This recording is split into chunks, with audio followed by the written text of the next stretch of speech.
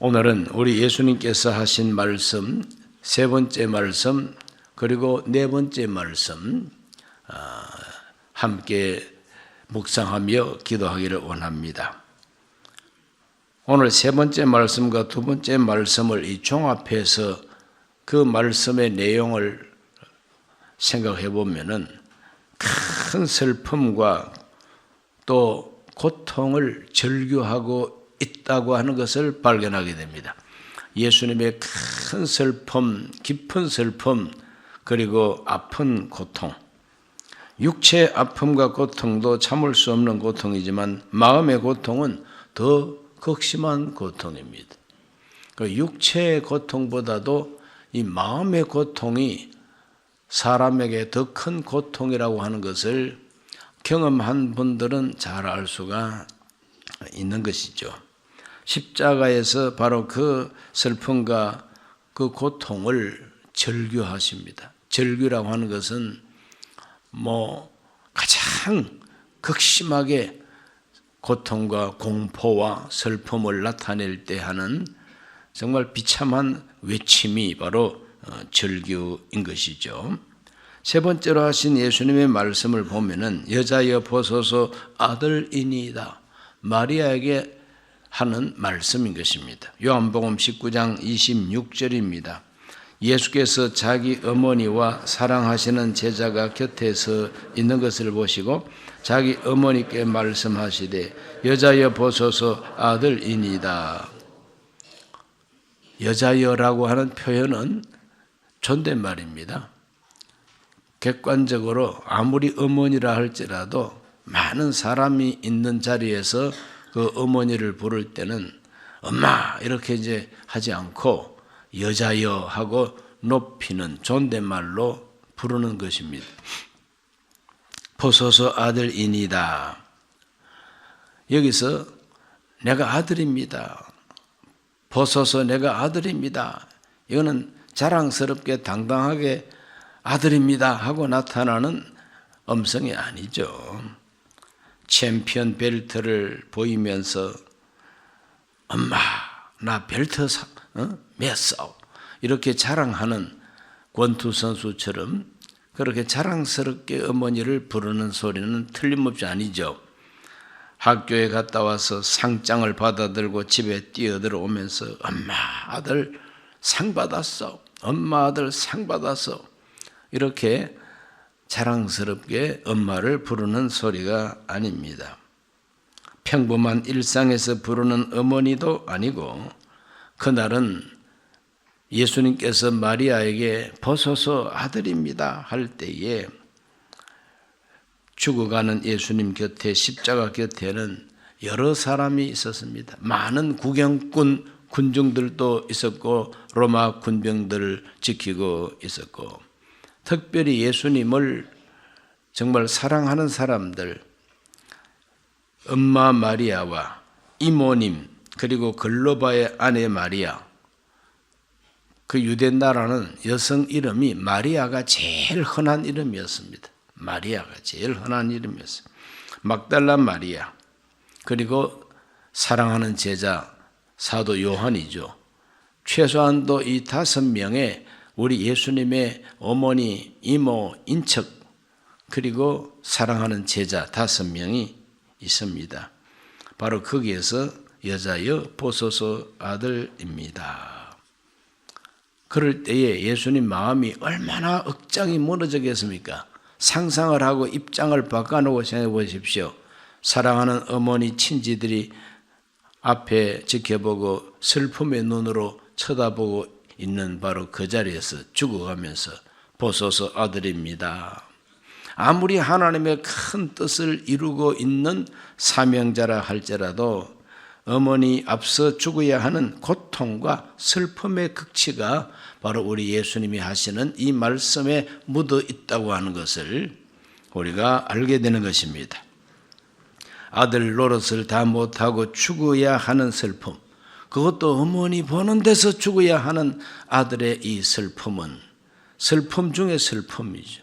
깊은 슬픔이 알 수가 없습니다. 부모를 공경하라고 하는 것이 하나님의 10가지 계명 가운데 나오는 부모 공경의 계명이 있는데 그 부모 공경 그 계명을 다 지키지 못하고 먼저 죽는 슬픔, 안타까움, 고통. 그래서 성경에 그는 실로 우리의 질고를 지고 우리의 슬픔을 당하였거늘, 이사야서가 예언한 것처럼 예수님은 우리의 슬픔을 당했습니다. 인간이 느낄 수 있는 많은 슬픔이 있죠. 그 슬픔 중에서 극한 슬픔이 뭡니까? 어머니 보는 데서 아들이 먼저 죽어가는 고통입니다.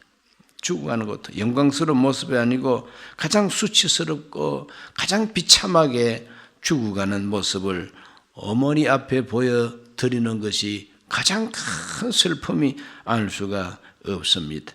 그래서 예수님은 그 어머니 마리아의 남은 여생을 예수님께서 걱정하시는 거죠. 그래서 그것을 부모 공경의 그 책임을 사랑하는 제자 요한에게 부탁하는 모습을 발견하게 됩니다. 요한이 받은 주님의 부탁입니다. 요한복음 19장 27절을 우리 읽어봅니다. 또 그 제자에게 이르시되 보라 네 어머니라 하신대 그때부터 그 제자가 자기 집에 모시니라. 사도 요한은 우리 예수님과 이종 사촌간이라 그렇게 성서학자들은 말합니다. 바로 이 사도 요한의 어머니는 예수님의 어머니 마리아하고 자매 관계라는 것이죠. 그러니까 우리 예수님께서는 바로 이모입니다. 이모. 바로 그 이모가 요한의 어머니예요. 그를 뭐 이모님이나 어머님이나 또 사촌 동생입니다. 요한이. 내 어머니다, 네 어머니다. 이제부터는 네가 책임져라 이 말 아닙니까? 내가 아들 노릇을 못하고 먼저 죽으니까 이제부터는 네가 내 대신해서 내 어머니 마리아를 모셔라 이거죠. 그러므로 사도 요한은 예수님의 모친을 어머니처럼 모셨습니다. 평소에도 이모님이니까. 전설에 의하면은 사도 요한은 그때로부터 순교할 때까지 끝까지 바로 마리아를 모셨다고 하는 전설이 내려오고 있습니다. 그래서 마리아의 무덤이 지금 터키에 있습니다. 에베소 지역 거기에 마리아의 무덤이 있다고 합니다. 터키를 여행해 보신 분들은 또 마리아의 무덤을 한번 찾아가 본 적도 계실 것입니다. 사도 요한은 100세가 넘도록 살았다. 그래서 그가 도미시안 황제 때에 끓는 기름 가마에다가 던졌습니다. 튀기려고. 새우만 튀기는 게 아니고 사람도 튀겨 죽이는 무서운 잔인한 사형법이 있었지요. 그런데 뭐 온천욕을 즐기는 것처럼 들어가서 가만히 온천욕을 하는 것처럼 끓는 기름가마 속에서도 가만히 있으니까 사람들이 너무너무 놀랬죠. 그래서 다시 끄집어내가지고 밤모섬으로 유배를 보냈는데 그 밤모섬에서 요한계시록을 쓰게 됩니다. 계시를 받게 됩니다. 이와 같이 사도 요한은 죽지 않고 끝까지 자연사 하면서까지 마리아를 모셨다. 이것은 바로 네 부모를 공경하라. 그리하면 땅에서 잘 되고 장수하리라고 하는 그 예수님 말씀이 그대로 이루어진 것이죠. 오늘 우리들은 이와 같이 예수님께서 자기 어머니의 여생을 제자에게 부탁하는 모습을 바라보면서 우리 예수님이 얼마나 효자이신가를 우리가 알게 됩니다. 내가 지금 십자가에 못 박혀서 잔인한 사형을 받으면서 온갖 육체 고통이 극심할 때에 뭐 어머니고 형제고 뭐 생각나겠습니까? 그러나 예수님은 극심한 십자가 고통 속에서도 어머니를 부릅니다. 그리고 남은 여생을 제자에게 부탁합니다. 효자이십니다. 창세기 4장에 보면은 우리 하나님께서 가인에게 질문합니다. 네 동생 아벨이 어디 있느냐? 그럴 때 가인이 내가 내 동생이나 뭐 지키는 사람입니까? 이렇게 대꾸를 하니까 네가 무엇을 하였느냐? 하나님이 다 알고 계시다 이거죠. 네가 무엇을 했느냐? 네가 네 동생 아우, 죄 없는 아우의 피를 흘렸으니까 평생 너는 땅에서 유리 방황하는 자가 된다고 하나님께서 저주하신 것이죠. 오늘 그와 같은 형식으로 예수님께서 그 어머니를 챙기신 바로 이 말씀을 가지고 우리들은 이런 말씀을 들을 수 있어야 됩니다. 따라 하실까요? 네 부모가 어디 있느냐? 네 부모가 어디 있느냐? 하나님이 우리에게 네 부모가 어디 있느냐? 예수님은 죽을 때에도 고통 속에서도 어머니를 부르고 그 어머니 남은 여생을 제자에게 부탁할 정도였는데 우리 예수님은 우리에게 효의 본을 보여주고 계시면서 그 고통의 소리를 질렀습니다. 여자여 보소서 아들입니다. 이제부터는 네가 내 대신 내 어머니를 모시라고 하는 이 음성이 세 번째 주신 십자가서에서의 말씀입니다. 네 번째 예수님이 십자가에서 하신 말씀은 그 유명한 엘리 엘리 라마 사박다니 하는 말씀입니다.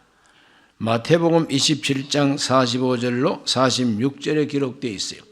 제6시로부터 온 땅에 어둠이 임하여 제9시까지 계속되더니 제9시쯤에 예수께서 크게 소리질러 이르시되 엘리 엘리 라마 사박다니 하시니 이는 곧 나의 하나님 나의 하나님 어찌하여 나를 버리셨나이까 하는 뜻이라 그랬어요.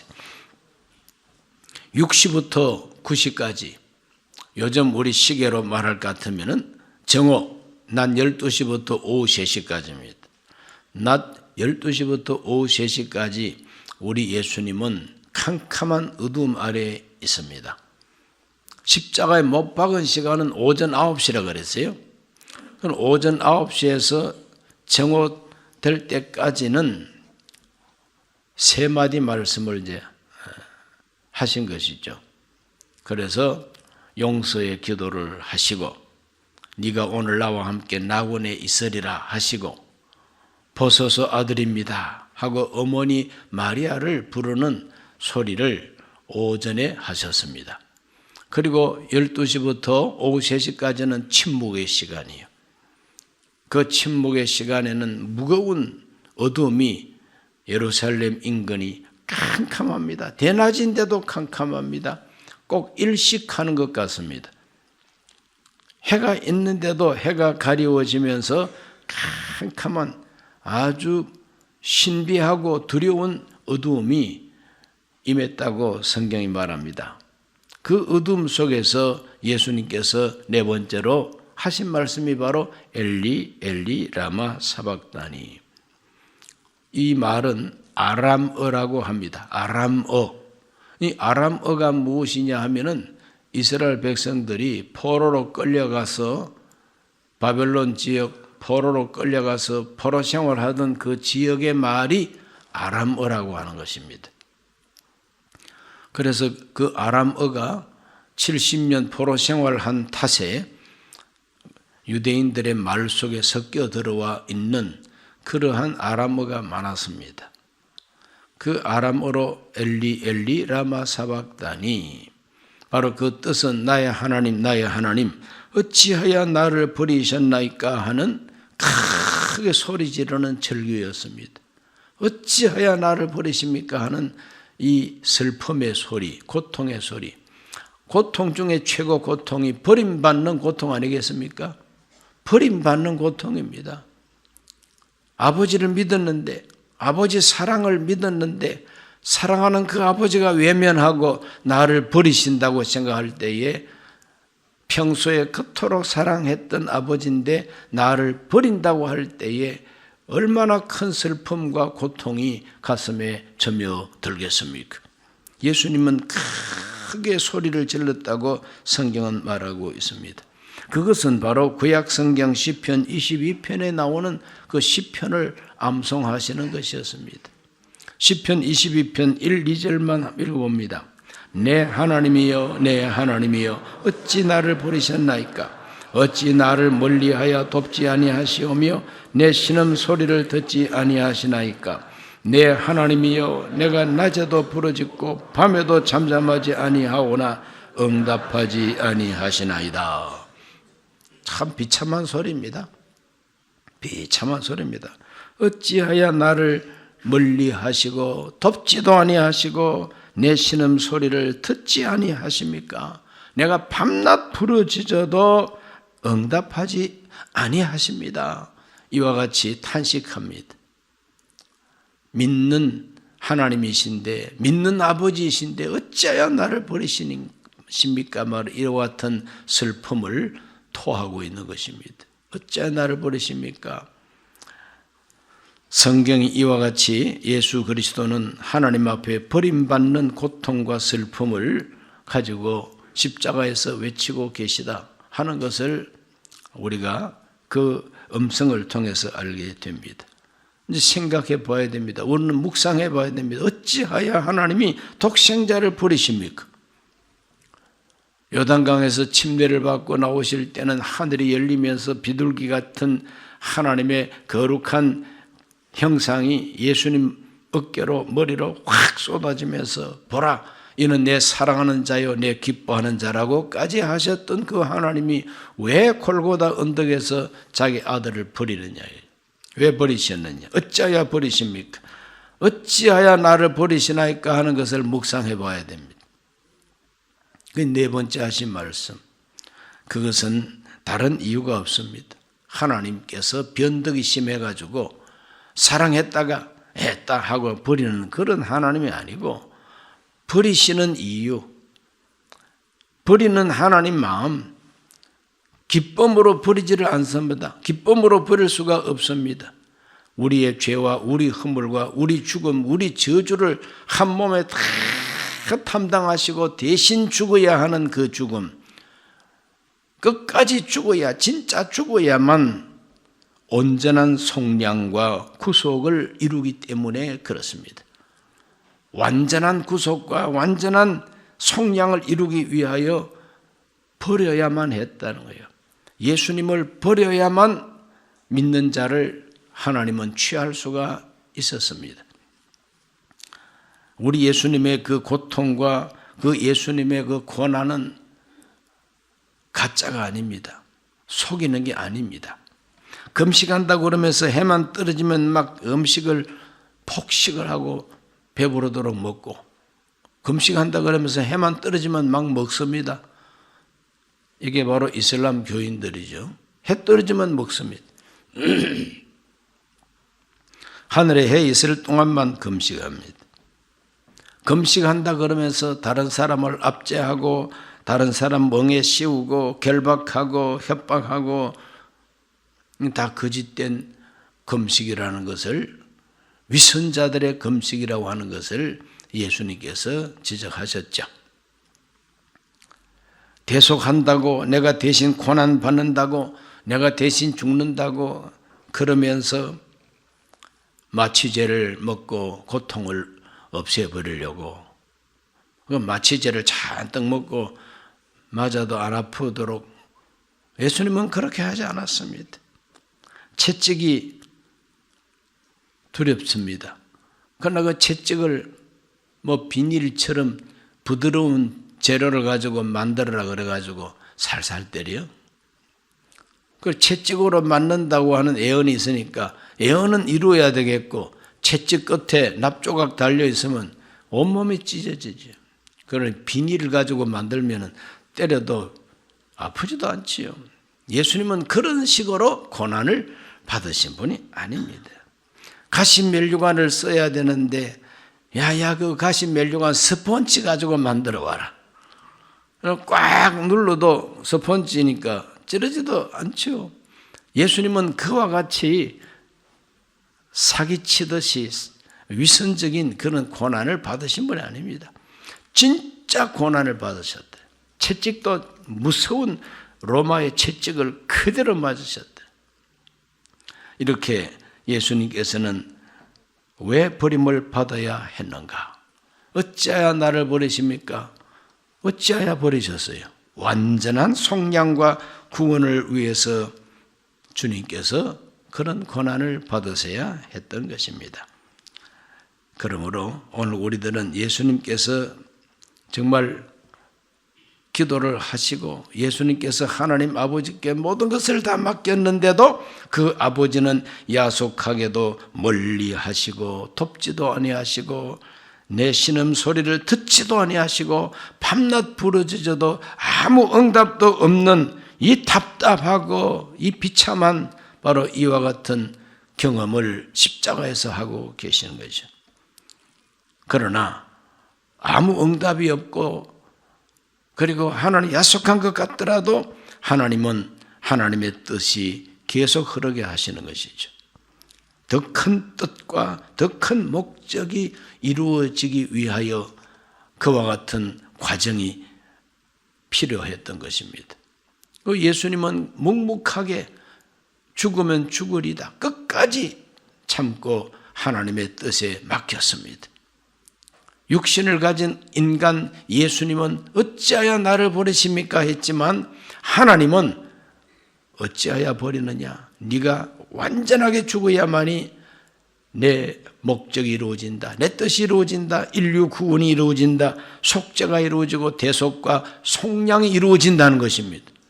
그러므로 내 생각과 하나님의 생각이 틀리다는 거죠.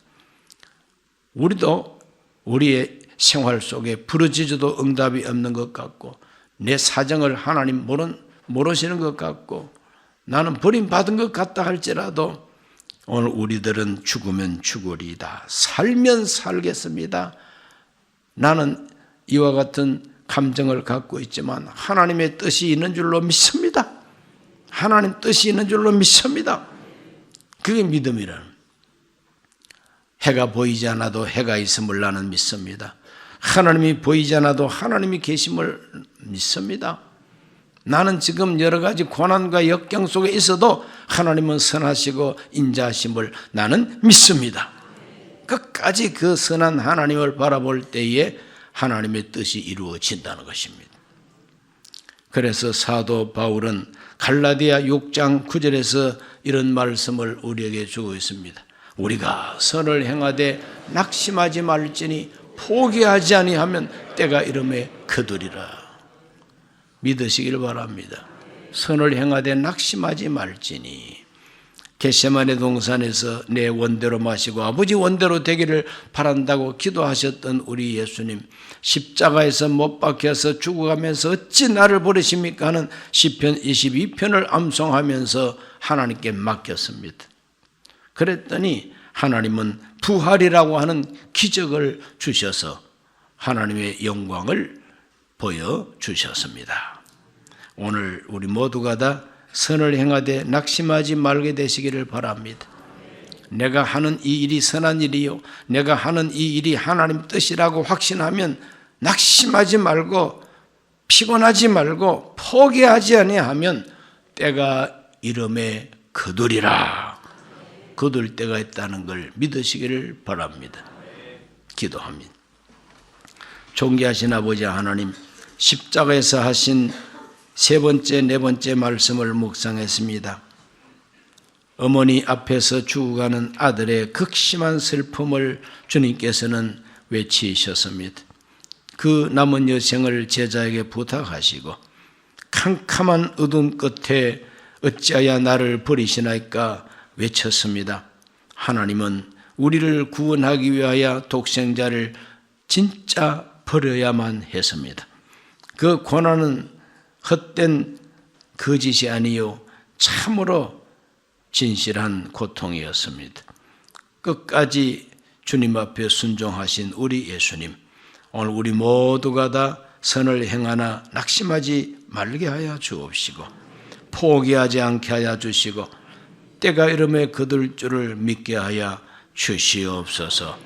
오늘 이 새벽에 우리 예수님께서 하신 십자가에서 하신 말씀을 묵상하며 기도하고 우리 영성이 깊어지게 해 주옵소서.